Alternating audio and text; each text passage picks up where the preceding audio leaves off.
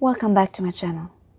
Today I want to tell you a story from Irish folklore, handed down from generation to generation, and until this day probably one of the best known and best loved legends throughout Ireland.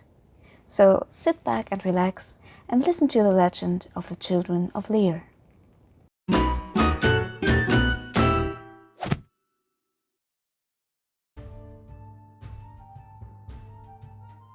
This story is set back in the times when the Tuatha Dé Danann withdrew into their deep holes beneath the hills and mountains of Ireland after the Second Battle of Moytura. Since the Dacta Mór fell during the battle, the Tuatha Dé Danann had to determine a new king. And after a long discussion, the choice fell on Bob Darg, the Red Crow. But this choice wasn't welcomed by all. One of the lords who opposed Bob Darg was King Lir. Since Bob Darg knew about Lir's aversion against him, he was determined to keep the peace in marrying one of his 3 daughters to Lir. And so Lir was invited to court and followed the invitation. As he heard the proposal of Bob Darg, he was astounded, but also honored, and he accepted. He was told to choose his wife from the 3 daughters of Bob Darg, but since all 3 daughters were beautiful, Lir seemed unable to choose, and in the end he chose to marry the eldest, whichever it is, for this would be the right way. And so the court celebrated the wedding of King Lir and Eve. The marriage was a happy one, for Eve was a gentle and kind woman, and it didn't take a long time before Eve gave birth to a girl and a boy, Finuala and Eid, and soon after to the twins Fiachra and Con. But the happy days ended when Eve suddenly died, only a few days after the birth of the twins. The little family mourned the death of the mother so greatly that their weeping could be heard across the land. The High King Bob Darg saw how much the children and the father suffered, and decided that Lir needed a new wife, and the children needed a new mother. And so he soon decided to invite Lir back to court, and proposed to him that he may marry his second daughter, Eva, to make up for his loss. Remembering how happy he was with Eve, and reminded of his children, Lir accepted the proposal, and a new wedding between the house of Bob Darg and the house of Lir was celebrated. But Eva was not like her sister. She wasn't as soft and as kind as her. In fact, it was rumored that she secretly learned about dark magic. But Lir's hope of finding the happiness again he had with her sister was so great that he neither heard the rumors nor recognized anything odd about her. Well, at first everything seemed to be fine. Eva seemed to love the children and also fell in love with Lir. Everything seemed to be perfect. But this state of happiness didn't last for very long. With each day, Eva saw how much Lir loved his children, her sister's children, while she didn't have children of her own. And with each day, the jealousy in her heart grew and grew. She resented the children more and more, and hated how much time Lir spent with them, and how much more devoted to them than to her he seemed to be. She grew so jealous that she decided for herself that the children had to go. And she even tried to persuade Lir to send the children away, to let their marriage grow. But of course, Lir declined. He loved his children so much that they even slept in the same room, so that he never had to let them out of his sight. No way he would send them away. Eva's envy grew, and she even tried to pay the servants to kill the children. But the servants declined. Eva grew desperate and angry, but she didn't dare to kill her nieces and nephews by her own hand. For those who killed their own kin would be cursed and haunted by the ghosts of the victims forever. And that was the last thing Eva wanted, to be haunted by 4 children for all eternity. No, she needed another plan to get rid of them. And so she went to a dark and secret place and consulted the dark powers she had known for years and prepared a dark plan.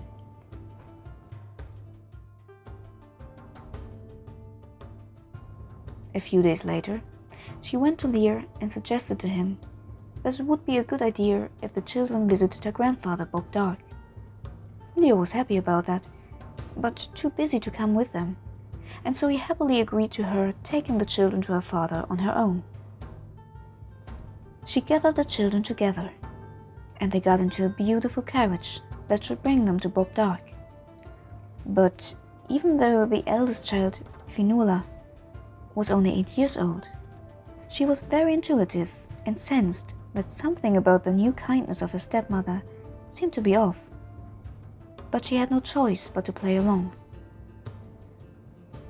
As they rode the chariot, Eva didn't fail to notice how beautiful the children were, with skin as pale as marble and eyes as blue as the ocean.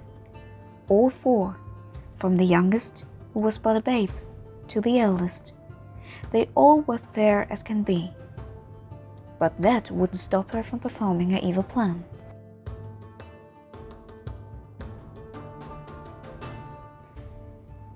After a while, the carriage passed Loch Cherrefrach, and Eva told the driver to stop. She told the children that it would be time for a break, for the way was still long, and the weather was just too perfect to not enjoy it. But after the kids played around for a while, Eva suggested that on a hot day like this, it would be probably nice for them to cool down by swimming in the lake. And as soon as the children were in the water, Eva started to cast her dark spell. She called upon the spirits that she had bound to herself and spoke wondrous words, and with the noise of thunder, the four young children were dragged underwater, swallowed by the waters of the lake. And when they finally reached the surface again, the children were no longer human, but swans. Eva had transformed them into beasts of the air, for she feared the air more than anything and couldn't think of a fate worse than that.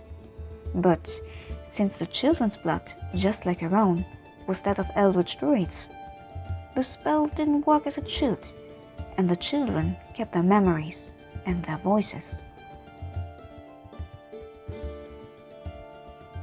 As soon as Fionnuala recognized what had happened to her and her siblings, she spoke up towards Eva, pleading her to lift the curse, for they were only children, and still her sister's children. And something in her words reached Eva's dark heart, and she started to feel remorse. But it was too late to undo what was done. Since she couldn't lift the spell, she instead limited it. The children would keep their voices and have the most beautiful singing voices, even as swans. And the curse itself would lift when a king from the north would marry a queen from the south, and the bells would speak of the arrival of a new religion in Ireland. But until then, they would be damned to spend 300 years on this very lake, 300 more on the wild sea of Moyle between Ireland and Scotland, and further 300 at Inishglora in the west. And by saying this with a mixture of remorse and satisfaction, she also demonstrated prophetic powers, for she knew of the arrival of St. Patrick and Christianity long before he was born. How much she knew of the future is unknown, but enough to know exactly how long the spell would last until it's lifted. Ironically, she didn't seem to foresee her own fate. And so she left the devastated children in the lake, while she mounted the carriage and drove to her father. When Bob Dark asked about the whereabouts of the children, she answered to him that, well, they are with their father, for he wouldn't trust her to take them with her. The High King accepted that answer, and maybe she would have succeeded with her lies, for a while at least, if it wasn't for the sixth sense of Lear. Lear, out of pure chance, came by the lake that day, without even knowing what he was about to discover, He saw the swans and heard their beautiful but sad song. And then he thought he heard the voices of his children. He looked around, but saw nobody. It took a while until he recognized the voices coming from the swans. Confused, he cried, "How is it you swans speak with human voices?" And the swans replied sadly, "But, Father, it is us, your children. Eva has turned us in what we are now, and we are damned to stay here."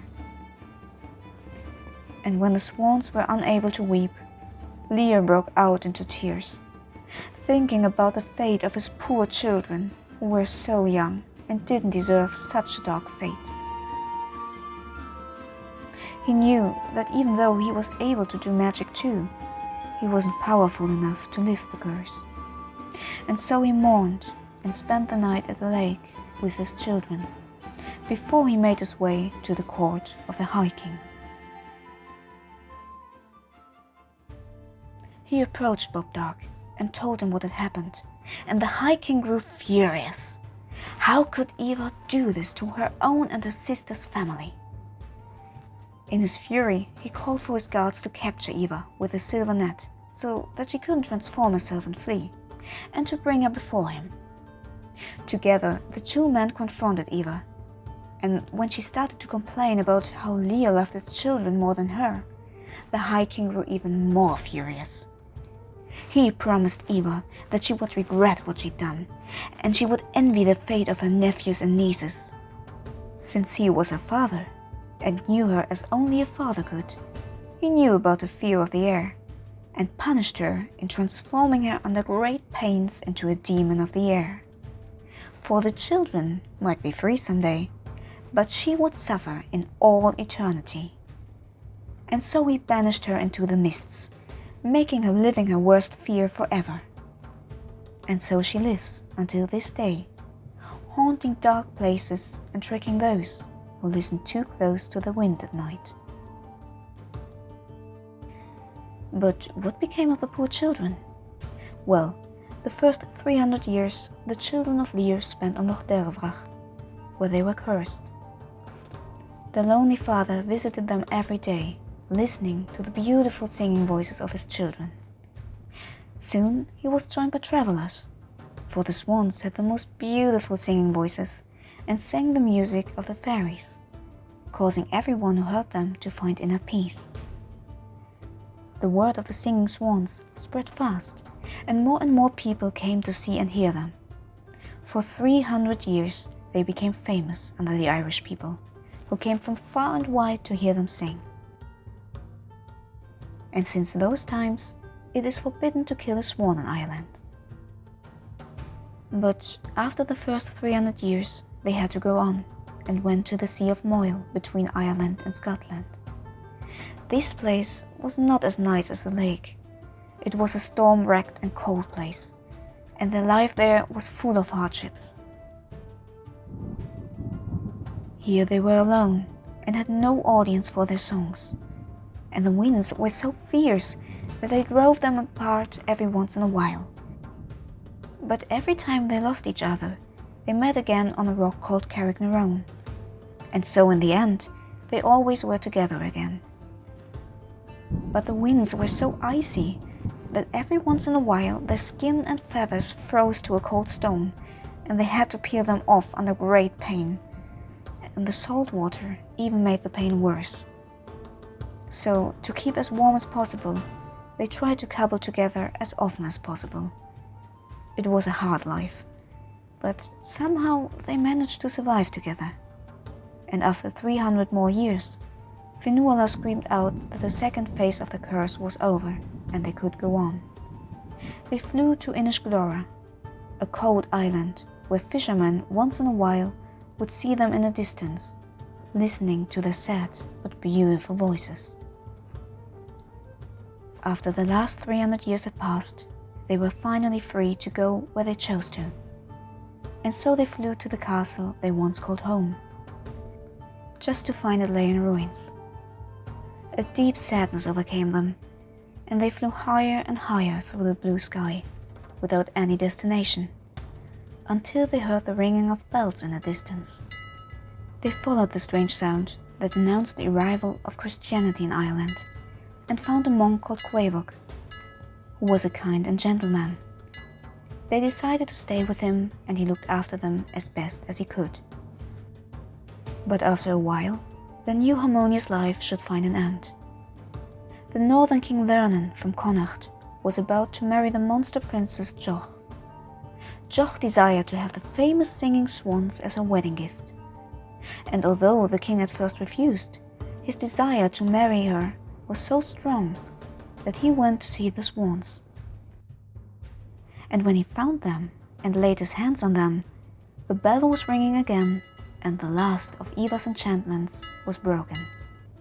Where seconds ago the swans had been, the king now saw 4 seemingly ancient people, for even if they were swans, time hadn't stopped for the children of Lir, and as soon as the spell was lifted, the years came upon them. The monk quickly baptized them, for they finally died. Quabog respected their last wish and buried them all together in one single grave, with their arms around each other so that nobody should ever separate them again. And that was the end of the children of Lir. But their legend lives on until this day as one of the, if not the, most tragic legend in Irish mythology. Thank you very much for listening. And if you like this video, please leave a thumbs up. And if you happen to be Irish and caught me mispronouncing something, please let me know in the comments how to pronounce it properly. Goramil Morgat. See you next time. Bye!